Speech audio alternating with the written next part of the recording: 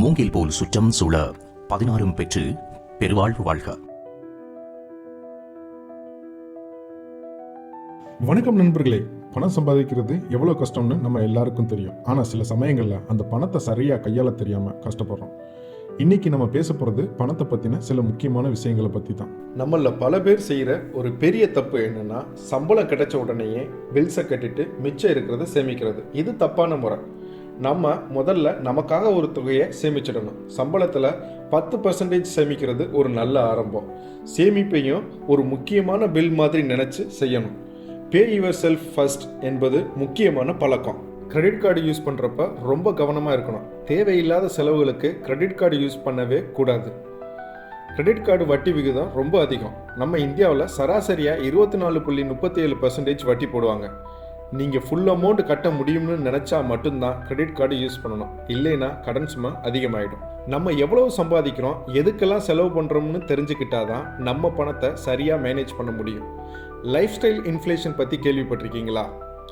சம்பளம் ஜாஸ்தியானா செலவும் அதிகமாகிடும். இதை தவிர்க்கணும்னா நம்ம செலவுகளை தீவிரமாக கண்காணிக்கணும். நிதி இலக்குகளை வச்சுக்கிட்டு அதை அடைய என்ன பண்ணணும்னு திட்டமிடணும். சேமிக்கிறது மட்டும் போதாது, சம்பாத்தியத்தையும் அதிகப்படுத்தணும். ஸ்கேம் 1992 வெப் சீரிஸில் சொல்கிற மாதிரி பணம் தான் பணத்தை இருக்கும், சில்லறையாக தான் இருக்கும். அதனால் முதலீடு பண்ணுறது ரொம்ப முக்கியம். ஆனால் முதலீடு பண்ணுறதுக்கு முன்னாடி ஒரு சின்ன எமர்ஜென்சி ஃபண்ட் வச்சுக்கிறது நல்லது. எதிர்பாராத செலவுகளை சமாளிக்க இது உதவும். காம்பவுண்ட் இன்ட்ரெஸ்ட் பற்றி தெரியுமா? இது ஒரு அற்புதமான விஷயம். நம்ம முதலீடு பண்ணுற பணத்துக்கு வட்டியும் அந்த வட்டிக்கு வட்டியும் சேர்ந்து பெருகிக்கிட்டே போகும். சீக்கிரமே முதலீடு பண்ண ஆரம்பித்தா நீண்ட காலத்தில் நல்ல லாபம் கிடைக்கும். பேங்க் அக்கௌண்ட்டில் பணத்தை சும்மா போட்டு வைக்காதீங்க. பணவீக்கம் காரணமாக அதோட மதிப்பு குறைஞ்சிடும். பலவிதமான முதலீடுகள் இருக்குது. Share market, mutual funds, real estate, இப்படி பல விஷயங்களில் நம்ம முதலீடு பண்ணலாம்.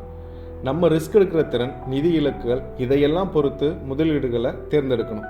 வரி விஷயத்துலேயும் நம்ம கவனமாக இருக்கணும். சட்டப்படி வரியை குறைக்க என்னென்ன வழிகள் இருக்குன்னு தெரிஞ்சுக்கணும். தேவைப்பட்டால் வரி ஆலோசகர்களை சந்தித்து ஆலோசனை கேட்கலாம். நண்பர்களே, பண மேலாண்மை என்பது முக்கியமான விஷயம். இதில் நம்ம எல்லாரும் கற்றுக்கிட்டே இருக்கணும்.